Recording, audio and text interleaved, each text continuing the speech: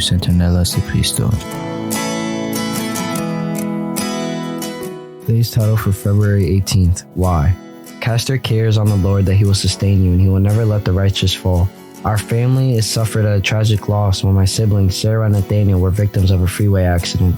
They were staff at the Nosca Pines Ranch for many years, and you might remember Nature, or Sarah at the ski beach. But I found out in an incident that when my mom woke up early on a Monday morning with a grave look on her face, she told me to follow her, and some very close family members were sitting in the living room, but I didn't catch the hint that something was wrong until I saw my dad sitting with his elbows on his legs and his hands clasped together. When Daddy explained what had happened, my first reaction was no, like everyone else, but I was in shock. Then I began to ask questions.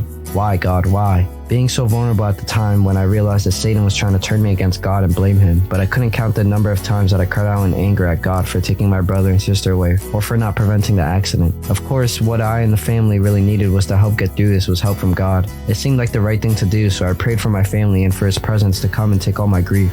I didn't feel as though I should have had experienced something like this at 10 years old. What if a horrible incident had happened that even shaped my childhood and it changed my life? The way I dressed learned towards my sister Sarah's style, and it's just as I thought, God was working on my faith, and I really could have used it.